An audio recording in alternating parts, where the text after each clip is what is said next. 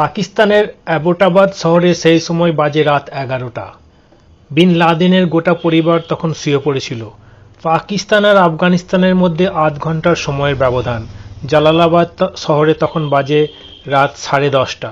যুক্তরাষ্ট্র নৌবাহিনী সিল দলের 23 জন সদস্য দুটো ব্ল্যাক হক কপ্টারে চড়ার জন্য তৈরি হচ্ছিলেন। ঠিক 13 বছর আগের 2রা মের ঘটনা। দুপুরে ওবামা প্রশাসনের কর্তা ব্যক্তিরা হোয়াইট হাউসে পৌঁছতে শুরু করেছেন। সবার নজর এড়াতে হিলারি ক্লিন্টনের গাড়িটা ওয়েস্ট উইং এ সেদিন রাখা হয়নি, যেখানে সবসময় তার গাড়িটা রাখা থাকত। নিরাপত্তা টিম হোয়াইট হাউসে একটা যোগাযোগ কেন্দ্র তৈরি করেছিল, যেটা অ্যাডমিরাল ম্যাকারভেন সঙ্গে সরাসরি সম্পর্ক রাখছিল। অ্যাডমিরাল সেই সময় আফগানিস্তানের জালালাবাদ শহরে ছিলেন। ওই যোগাযোগ কেন্দ্রটার নাম দেওয়া হয়েছিল সিচুয়েশন রুম। ওই ঘরের সঙ্গে সিআইএ এর সদর দপ্তর আর পেন্টাগন অপারেশন সেন্টারের ভিডিওতে যোগাযোগ ছিল। সিচুয়েশন রুমে জেনারেল জেমস কার্টরাইট সমস্ত ভিডিও চিত্রগুলির উপর নজর রাখছিলেন। যুক্তরাষ্ট্রের সময় দুপুর 1:22। সিআইএ এর প্রধান লিওন প্যানেটো অ্যাডমিরাল ম্যাকরাভেনকে আদেশ দিলেন, go in there and get Bin Laden.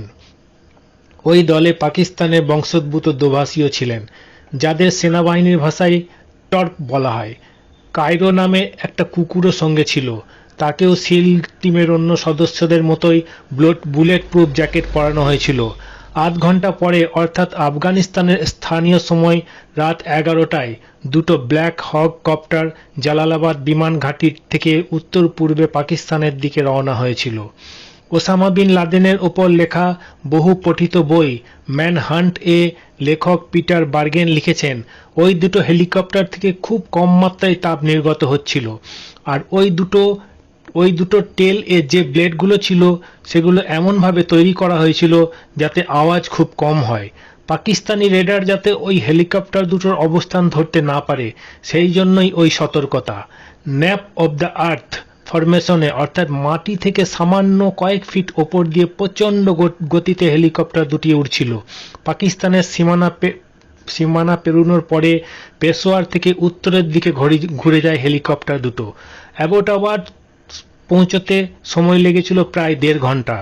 New York এ বিন লাদেনের ওপর লেখা গেট বিন লাদেন নামের একটি প্রতিবেদন নিকোলাস সিমিডিল লিখেছেন, ব্ল্যাক হক হেলিকপ্টার দুটো উড়ে যাওয়ার 45 মিনিট পরে ওই রানওয়ে থেকেই 4টে চিনুক হেলিকপ্টার উড়েছিল। দুটো হেলিকপ্টার পাকিস্তানের সীমানা পার হয়ে গিয়েছিল আর দুটো সীমানার পাশেই অবতরণ করছিল।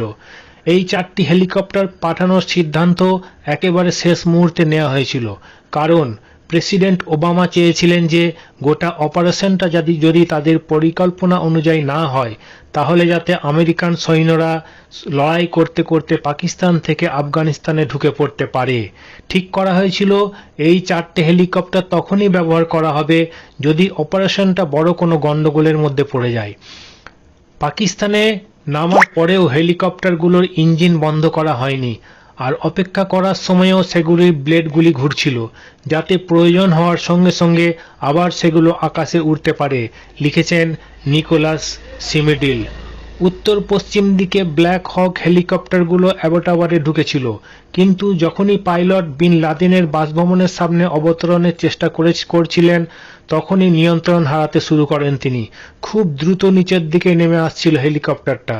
আসলে সিল টিম যখন আমেরিকায় এই মিশনের জন্য প্রস্তুতি নিচ্ছিল, তখন কম্পাউন্ডারের চারিদিকে দেওয়াল লোহা দিয়ে তৈরি করা হয়েছিল, কিন্তু বিন লাদেনের আসল বাড়ির চারিদিকে দেওয়ালটা ছিল কংক্রিটের। এই জন্য হেলিকপ্টারের লেজটা দেওয়ালের সঙ্গে ধাক্কা খায় আর ঘুরন্ত ব্লেডটা ভেঙে যায়। অভিজ্ঞ পাইলট কায়দা করে হেলিকপ্টারটা নিচে নামিয়ে নিয়েছিলেন, কিন্তু ওটা আর ওড়ার অবস্থায় ছিল না, তাই কোনো প্রাণহানি হয়নি। ওদিকে গোটা দৃশ্যটা যখন হোয়াইট হাউসের সিচুয়েশন রুমে বসে দেখছিলেন সবাই, বিন লাদেনের বাসভবনের ওপরে ঘুরতে থাকা একটা ড্রোন গোটা ঘটনার ছবি হোয়াইট হাউসে পাঠাচ্ছিল। অ্যাডমিরাল ম্যাকারভেন একদম স্বাভাবিক গলায় সিআইএ প্রধান প্যানেটাকে বলেছিলেন, ডাইরেক্টর, আপনি যেমনটা দেখছেন আমাদের হেলিকপ্টার ওই বাড়ির উঠোনে ভেঙে পড়েছে, সেই জন্য মিশনের সামান্য বদল ঘটাতে হচ্ছে।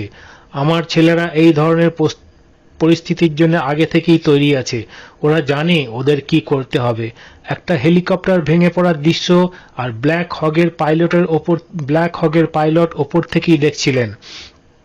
প্ল্যান এ অনুযায়ী দ্বিতীয় হেলিকপ্টারটি লাদেনের শোয়ার ঘরের ছাদের ওপর ঘোরার কথা ছিল। সেখান থেকে দড়ি বেয়ে কয়েকজন সিল নিচে নেমে ঘুমিয়ে থাকা বিন লাদেনকে আচমকা ধরে ফেলতে পারবে। কিন্তু নিচের অবস্থা দেখে পাইলট প্ল্যান বি বেছে নিলেন। হেলিকপ্টারটিকে তিনি উঠোনের বাইরে ক্ষেতের মধ্যে নামালেন। উঠোনের চারিদিকে নজর রাখার জন্য সিল সদস্যের একটা ছোট দল দোভাষী আর কায়রো নামের কুকুরটি পাহারায় ছিল। কুকুরটিকে এমনভাবে প্রশিক্ষণ দেওয়া হয়েছিল যাতে বাইরের কোনো লোক উঠোনের ধারে কাছে যেতে না পারে। কায়রোকে এই অপারেশনে নিয়ে যাওয়ার অন্যতম কারণ ছিল বেশিরভাগ মুসলমান কুকুরকে নাপাক মনে করেন এবং এর থেকে দূরে থাকেন। ওদিকে বাড়ির দোতলায় বিন লাদেন তার শোয়ার ঘরে নিরাপত্তা ব্যবস্থার ফাঁদে পড়ে গিয়েছিলেন। ঘরের ভেতরটা যাতে বাইরে থেকে কোনোভাবেই দেখা না যায় সেজন্য জানলা বলে কিছুই ছিল না। কিন্তু এই ব্যবস্থা করতে গিয়ে বাইরে কি হচ্ছে সেটা তিনি নিজেও দেখতে পেতেন না। সিল টিমের সদস্যরা দোতলায় ওঠার সময়ই লাদেনের 23 বছরের ছেলে খালিদকে দেখতে পায়। সিঁড়িতেই তাকে গুলি করে মেরে ফেলা হয়। পিটার বার্গেন লিখেছেন, লাদেনের শোয়ার ঘরে একটা তাকের ওপর কয়েকটা AK-47 ও ম্যাকারভ পিস্তল রাখা ছিল। কিন্তু বিন লাদেন সেদিকে না গিয়ে আগে লোহার দরজা খুলে দেখতে চেষ্টা করেছিলেন যে বাইরে কিসের শোরগোল হচ্ছে। একজন সিল সদস্য দেখে ফেললেন লাদেনকে। সিঁড়ি বেয়ে তিনি লাদেনকে ধাওয়া করলেন। মুহূর্তের মধ্যে লাদেন ঘরে ঢুকে গিয়েছিলেন, কিন্তু তখনই তিনি একটি বড় ভুল করে ফেলেন। লোহার দরজাটা তিনি বন্ধ করেননি। কয়েক সেকেন্ডের মধ্যে ওই সিল সদস্য ঘরে ঢুকে পড়েন। লাদেনের স্ত্রী আমাল আরবি ভাষায় চিৎকার করে কিছু একটা বলে স্বামীর সামনে দাঁড়িয়ে পড়েন। আরেকজন সিল সদস্য আমালের গোড়ালিতে গুলি করেন। বিন লাদেন কোনো প্রতিরোধ করেননি। একজন সিল সদস্য তার ওপরে ডাবল ট্যাপ শট চালান। বিন লাদেনের বুক আর বাঁ চোখে গুলি লাগে। নিকোলস সিমিডিল লিখেছেন, একজন স্পেশাল অপারেশন অফিসার আমাকে বলেছিলেন যে বিন লাদেনকে জীবন্ত ধরা অথবা নিজেদের হেফাজতে নেওয়ার কোনো পরিকল্পনাই ছিল না। লাদেনকে মেরে ফেলার সিদ্ধান্তটা ওই জায়গায় দাঁড়িয়েই নেওয়া হয়নি, আগে থেকেই ঠিক করে রাখা হয়েছিল। তবে আমেরিকান প্রশাসন মেনে নিয়েছিল যে যদি লাদেন প্রথমেই আত্মসমর্পণ করতেন তাহলে তার উপর গুলি চালানো হতো না। ওদিকে ঘটনাস্থল থেকে আসা ভিডিও ফিডে অ্যাডমিরাল ম্যাকরাভেন সিল দলের সদস্যদের কাছ থেকে স্পষ্ট শুনতে পেয়েছিলেন যে তারা বলছেন, জেরোনিমো, অপারেশন সফল হলে এই কোডই ব্যবহার করার কথা ছিল। অ্যাডমিরাল সঙ্গে সঙ্গে হোয়াইট হাউসে জানিয়েছিলেন, কিন্তু তখনও বোঝা যাচ্ছিল না যে বিন লাদেন জীবিত নাকি মৃত। ম্যাকরাভেন সিল দলের প্রধানকে জিজ্ঞাসা করেছিলেন, ইজ হি এ কিয়া, এনিমি কিল্ড ইন অ্যাকশন?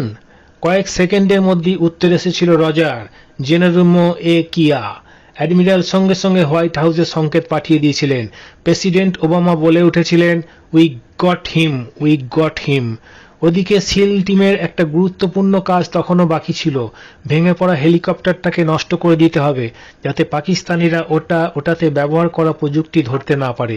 একই সঙ্গে পাকিস্তানের সেনাবাহিনীর মুখোমুখি না হয়ে সুরক্ষিত অবস্থায় সে দেশের সীমানা পার হওয়াটাও জরুরি।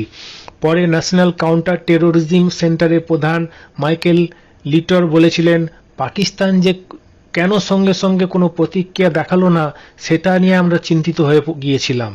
পাকিস্তান স্ট্যান্ডার্ডে ওদের জবাব বেশ দেরিতেই এসেছিল। পাকিস্তান অবশ্য দুটো F-16 বিমান পাঠিয়েছিল হেলিকপ্টারগুলো ধাওয়া করতে, কিন্তু মাইকেল লিটর জানতেন সেগুলো খুব একটা কিছু করতে পারবে না। পাকিস্তানের পাইলটদের রাতে বিমান চালানোর খুব একটা অভ্যাস নেই।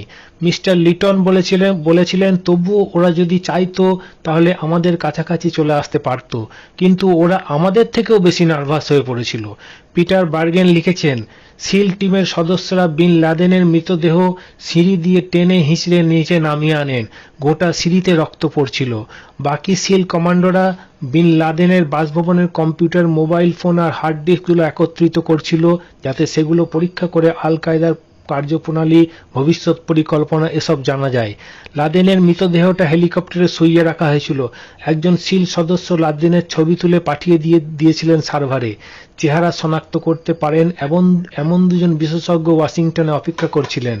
পুরনো ছবির সঙ্গে তার চেহারাটা মিলিয়ে দেখার চেষ্টা করছিলেন। প্রেসিডেন্ট ওবামা পরে বলেছিলেন, বিন লাদেনের ঘরে যে সময়টা সিল কমান্ডোরা কাটিয়েছিল ওটাই তার জীবনের দীর্ঘতম 40 মিনিট ছিল। হেলিকপ্টারগুলো ফেরার সময় জালালাবাদ দিকে সোজা পথটাই ধরেছিল। গতিও আগের বারের থেকে অনেক বেশি ছিল। পাকিস্তান সীমানা পেরোনোর আগে সেগুলো জ্বালানিও ভরা হয়েছিল। তখনও প্রেসিডেন্ট ওবামা ঘটনার ভিডিওগুলোর দিকে নজর রাখছিলেন। আমাদের হেলিকপ্টারগুলো পাকিস্তান সীমানা পার হলেই আমাকে যেন জানানো হয়, বলেছিলেন মিস্টার ওবামা। স্থানীয় সময় রাত 2টো অর্থাৎ আমেরিকায় সন্ধে 6টা সময় জালালাবাদ বিমান ঘাঁটিতে হেলিকপ্টারগুলো ফিরে আসে, আর গোটা অপারেশনটা করতে সময় লাগে মাত্র 3 ঘন্টা। আফগানিস্তানে CIA স্টেশন চিফ আর অ্যাডমিরাল ম্যাকারেভেন মৃতদেহটা শনাক্ত করেছিলেন। তার কাছে উচ্চতা মাপার কোনো ফিতে ছিল না, তাই দেহের উচ্চতা মাপা যাচ্ছিল না। লাদেনের 6 ফুট 4 ইঞ্চি শরীর সমান লম্বা এক আমেরিকান সৈন্যকে মৃতদেহের পাশে শোয়ানো হয়েছিল। উচ্চতা মিলে যাওয়ার পরেই সকলে নিশ্চিত হয়েছিলেন যে মৃতদেহটা লাদেনেরই। ওদিকে হোয়াইট হাউসে লাদেনের ছবি সিচুয়েশন রুমে হাজির প্রত্যেককে দেখানো হয়েছিল। প্রেসিডেন্ট ওবামা খুব মন দিয়ে দেখেছিলেন ছবিটা। পরে জেনারেল ক্লিপার স্মৃতিমন্থন করে বলেন, ছবিটা খুবই বিভৎস ছিল, কিন্তু আমাদের মনে কোনো সন্দেহ ছিল না যে ওটাই লাদেনের ছবি। তো বন্ধুরা, আজকে এই পর্যন্তই। যদি ভালো লাগে আমার চ্যানেলকে সাবস্ক্রাইব করবেন। ধন্যবাদ।